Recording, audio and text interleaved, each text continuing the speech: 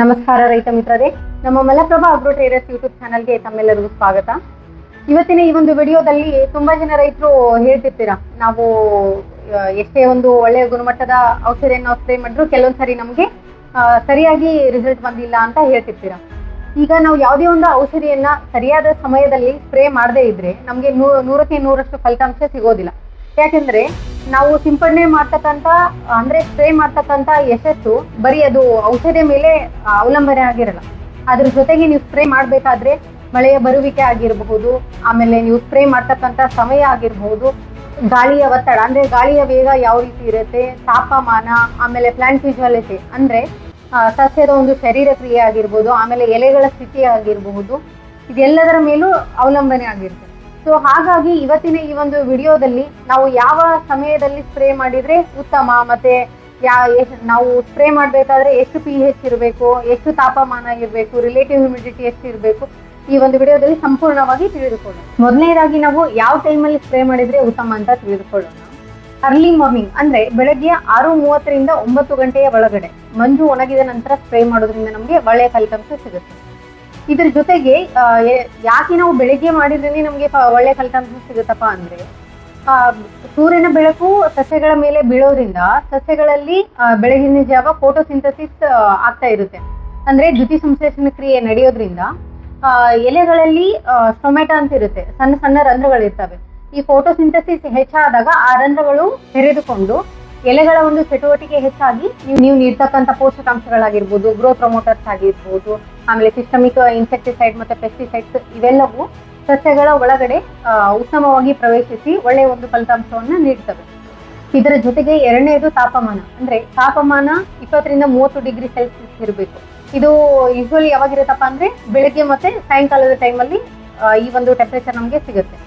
ಆಮೇಲೆ relative humidity, ಬೆಳಗಿನ ಟೈಮಲ್ಲಿ ಏನಾಗುತ್ತಪ್ಪ ಅಂದ್ರೆ ರಿಲೇಟಿವ್ ಹ್ಯುಮಿಡಿಟಿ ಅಂದ್ರೆ ಆರ್ದ್ರತೆ ಹೆಚ್ಚಾಗಿರುವುದರಿಂದ ನೀವು ನೀಡ್ತಕ್ಕಂಥ ಸ್ಪ್ರೇ ಹನಿಗಳು ಬೇಗ ಒಣಗೋದಿಲ್ಲ. ಆಮೇಲೆ ಎವಾಪರೇಷನ್ ಅಂದ್ರೆ ಒಣಗುವಿಕೆ ಅದು ಕೂಡ ಕಡಿಮೆ ಇರುತ್ತೆ ಈ ಟೈಮಲ್ಲಿ. ಆಮೇಲೆ ಲೀಫ್ ಅಬ್ಸಾರ್ಪ್ಷನ್ ಜಾಸ್ತಿ ಇರುತ್ತೆ, ಅಂದ್ರೆ ಎಲೆಗಳು ನೀವು ನೀಡ್ತಕ್ಕಂಥ ಔಷಧಿಯನ್ನ ಸರಿಯಾಗಿ ಹೀರಿಕೊಳ್ತವೆ ಈ ಒಂದು ಟೈಮಲ್ಲಿ. ಸೊ ಹಾಗಾಗಿ ನೀವು 6:30ರಿಂದ ಬೆಳಗ್ಗೆ 9 ಗಂಟೆ ಪೂರ್ತಿಯಾಗಿ ಮಂಜು ಒಣಗಿದ ನಂತರ ಸ್ಪ್ರೇ ಮಾಡೋದು ತುಂಬಾ ಉತ್ತಮವಾದ ಒಂದು ಸಮಯ.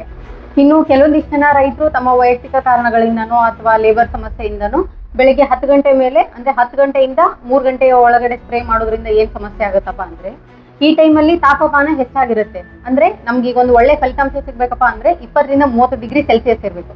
ಈ 10 ಗಂಟೆಯಿಂದ 3 ಗಂಟೆ ಒಳಗಡೆ ತಾಪಮಾನ 35ರಿಂದ ಅದಕ್ಕಿಂತ ಹೆಚ್ಚಾಗೂ ಇರ್ಬೋದು.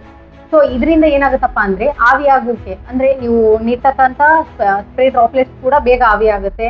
ಆಮೇಲೆ ಟೊಮೆಟೊ ಕ್ಲೋಸ್ ಆಗುವಂತ ಚಾನ್ಸ್ ಇರುತ್ತೆ. ಎಲೆಗಳ ಚಟುವಟಿಕೆ ಕೂಡ ಕಡಿಮೆ ಇರುತ್ತೆ ಈ ಒಂದು ಬಿಸಿಲಿನ ಪ್ರಮಾಣದಲ್ಲಿ.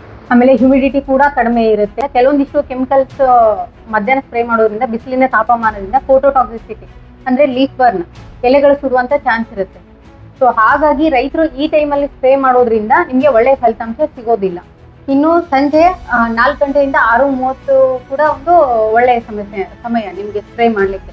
ಯಾಕಪ್ಪ ಅಂದ್ರೆ ಈ ಟೈಮಲ್ಲಿ ಬಿಸಿಲಿನ ತೀವ್ರತೆ ಕಡಿಮೆ ಆಗೋದ್ರಿಂದ ನೀವು ಸ್ಪ್ರೇ ಮಾಡ್ತಕ್ಕಂಥ ಹನಿಗಳು ಬೇಗ ಆವಿ ಆಗೋದಿಲ್ಲ. ಆಮೇಲೆ ಜಾಸ್ತಿ ಹೊತ್ತು ಎಲೆಗಳ ಮೇಲೆ ಇರ್ಲಿಕ್ಕೆ ಇಲ್ಲಿ ಸಮಯ ಸಿಗುತ್ತೆ.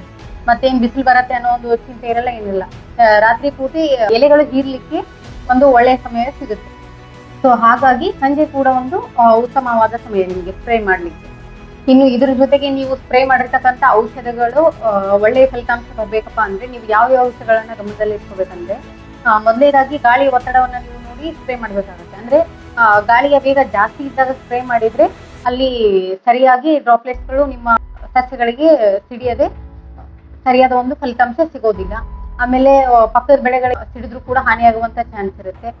ಇನ್ನು ಇದ್ರ ಜೊತೆಗೆ ನೀರಿನ pH ಎಷ್ಟಿರ್ಬೇಕಪ್ಪ ಅಂದ್ರೆ 5.5 to 6.5, 5.5ರಿಂದ 6.5 ಇದ್ದಾಗ ಅಲ್ಲಿ ಕೆಲವೊಂದಿಷ್ಟು ಪೆಸ್ಟಿಸೈಡ್ ಆಗಿರ್ಬೋದು, ಕೆಮಿಕಲ್ಗಳು ಸ್ಥಿರವಾಗಿರ್ತವೆ ಅಂದ್ರೆ ಕಾನ್ಸ್ಟೆಂಟ್ ಆಗಿರ್ತವೆ.